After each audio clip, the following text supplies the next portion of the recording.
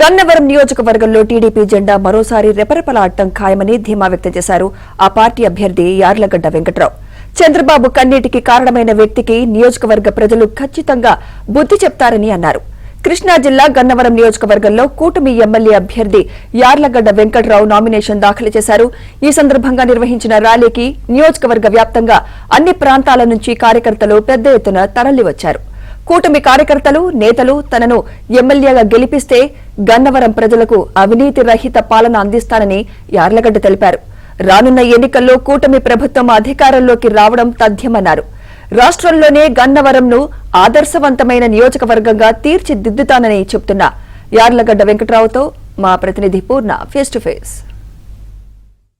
గన్నవరం నియోజకవర్గ టీడీపీ అభ్యర్థిగా యార్లగడ్డ వెంకటరావు కొద్దిసేపు క్రితం నామినేషన్ దాఖలు చేశారు. ఇదే అంశానికి సంబంధించి మనతో మాట్లాడుతున్న యార్లగడ్డ వెంకటరావు గారు ఉన్నారు. ఆయన సార్ ఈరోజు గన్నవరం నియోజకవర్గ టీడీపీ అభ్యర్థిగా నామినేషన్ చేశారు. అసలు గన్నవరం నియోజకవర్గం మీరు ఇచ్చే హామీ ఏంటి? మీ ప్రచారాస్త్రాలు ఏ విధంగా ఉండబోతుంది? ప్రచారాస్త్రాలు ఏముండదండి. గన్నవరానికి మంచి చేస్తాకు వచ్చాను. గన్నవరం ప్రజలు నమ్ముతున్నారని నేను నమ్ముతున్నా. దానికి తార్కాణం ప్రజల్లో ఆశీర్వదిస్తారని గన్నవరం ప్రజలు మేము నమ్మకంతో పోటీ చేస్తున్నా.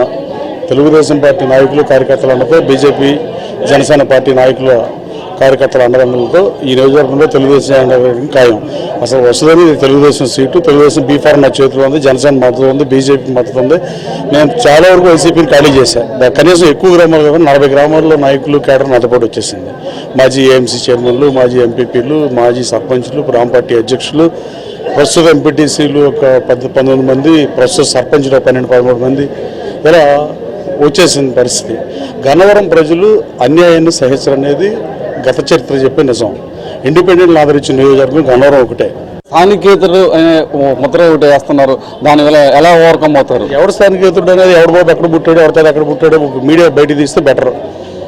మాది గన్నవరం తాలూకా, గనమచ్చ గ్రామం మాది. గన్నవరం తాలూకా, గన్నవరం కోర్టు మా తాలూకాలో ఉన్నప్పుడు పునర్విభజన భాగంలో వెళ్ళింది. ఇప్పుడు నియోజకవర్గాలు కాన్స్టిట్యూన్సీ పునర్విభజన చెప్తే విజయవాడ రూరల్ మండలం వచ్చి కలిసింది, లేకపోతే బాబులపాడులో ఊళ్ళో వచ్చి కలిసినాయి. అలాంటి పరిస్థితి. ఇది నాన్ లోకల్ అని నేను అనుకోవట్లే. గన్నవరం ప్రజలు నేను లోకల్ అని భావిస్తున్నారు. గన్నవరం ప్రజలు నన్ను వాళ్ళ గుండెల్లో పెట్టుకున్నారు. ఈ నియోజకవర్గం గెలిచిన తర్వాత చంద్రబాబు నాయుడు గారు ఈ నియోజకవర్గాన్ని నన్ను ఆయన గుండెలో పెట్టుకున్నారు.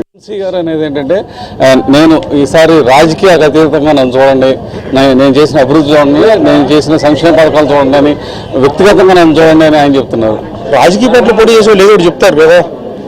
ఏం చెప్పకుండా పోటీ చేయకుండా మౌనం ఇండిపెండెంట్గా నామినేషన్ చేసి వదిలేస్తారండి ఎవరన్నా? ఏదో చెప్తా ఉంటారు కదా.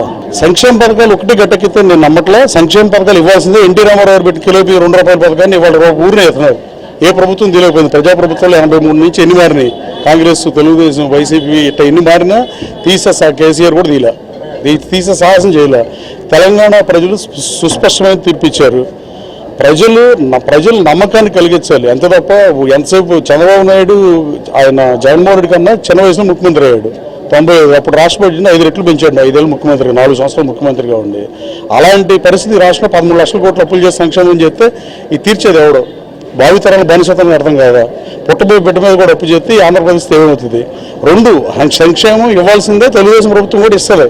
కానీ అభివృద్ధి చేయాలి కదా. రోడ్లు అట్ట అయిపోయిన పరిస్థితి. రాష్ట్ర వ్యాప్తంగా ఆస్తులు పడిపోయిన పరిస్థితి. ప్రజలందరూ ఇప్పుడు ఎస్సీ సోదరులకి, బీసీ సోదరులకి తక్కువ ఉంటుంది, ఓసీ కమ్యూనిటీలకు కొంచెం ఎక్కువ ఉంటుంది.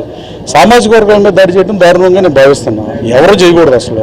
ముఖ్యంగా బిలో పవర్టీ లైన్లో ఉన్న వాళ్ళకి సంక్షేమ పథకాలు ఇవ్వాల్సిందే. ఏదైతే గన్నవరం నియోజకవర్గాన్ని రాష్ట్రంలోనే ఒక ఆదర్శవంతంగా నియోజకవర్గాన్ని తీర్చిదిద్దుతాను, దానికి తగ్గట్టు కూడా నిధులు నేను విదేశాల నుంచి కానీ ఇతర ప్రాంతాల నుంచి కూడా మొత్తం కూడా తెప్పించుకునే అయినా సరే ఈ నియోజకవర్గం అభివృద్ధి చేస్తానని చెప్పి ఆయన హామీ ఇస్తున్నారు. ఇది ఇక్కడ తాజా పరిస్థితి. హైదరాబాద్ స్టూడియో.